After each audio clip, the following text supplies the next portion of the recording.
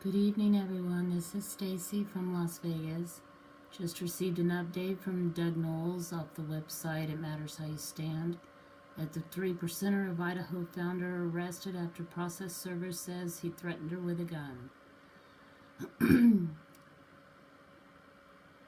Brendan Curtis, sued after he failed to turn over rents and other payments on properties he managed for clients, was arrested last month in Piatt County after a confrontation with a woman serving him papers for an Idaho County lawsuit.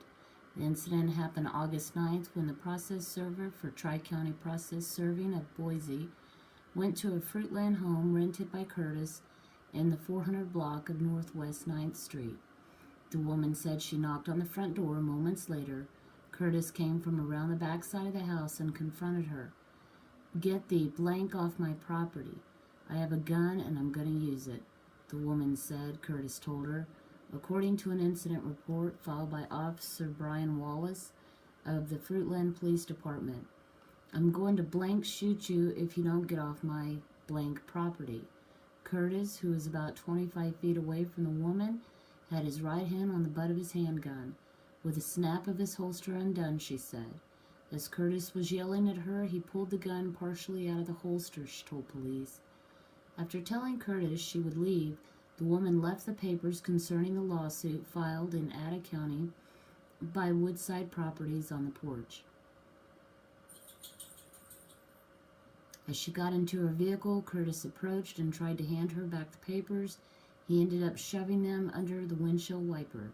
The woman turned on the wipers and the papers fell onto the ground as she pulled away.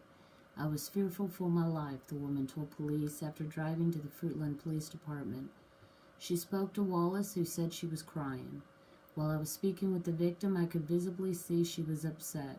Her speech was rapid, shaky, and cracking. Her hands were shaking, and she appeared to be distraught," Wallace wrote in his report, released to the Statesman on Thursday following a public records request of the Piatt County Court.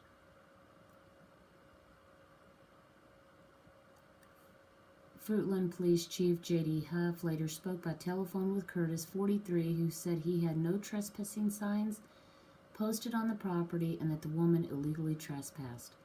He said he was talking with his child when he saw a woman peeking through the front window, Huff wrote in a supplemental report. Curtis said he became very angry, went around the back of the house to confront the woman.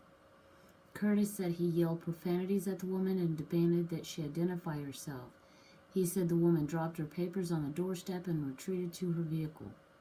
He admitted telling the woman he was armed and he was going to use it if she didn't get off his property. Curtis said the woman spun her tires as she drove away, spraying him with rocks. Curtis was charged January 9th with aggravated assault and was arraigned January 23. He is scheduled to return to court March 6 for a preliminary hearing before Magistrate Brian Lee.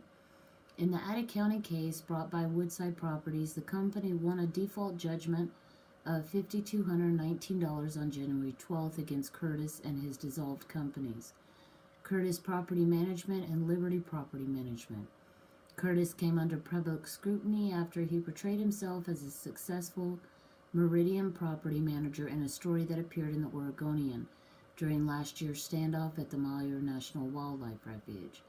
Curtis, founder and president of 3% of Idaho, joined a group of armed men who set up a security perimeter near the refuge. After that story ran, business clients of Curtis contacted the Idaho Statesman to say Curtis failed to deposit rent money as he had collected. Early last year, Curtis filed for bankruptcy, listing assets of $13,230 and debts of $235,000. The Idaho State Police have been investigating Curtis after at least 17 property owners say he owes them money, filed complaints with that agency and the Idaho Attorney General's office. Then last September, former members of 3% of Idaho accused Curtis of improperly spending money from its bank account and PayPal account. Curtis denied the charges and said an audit report would be issued exonerating him. Such a report was never issued. That same month, Liberty Property Management was fined $7,200 after failing to carry workers' compensation insurance for its employees. That's the end of the report, guys. Talk to you later.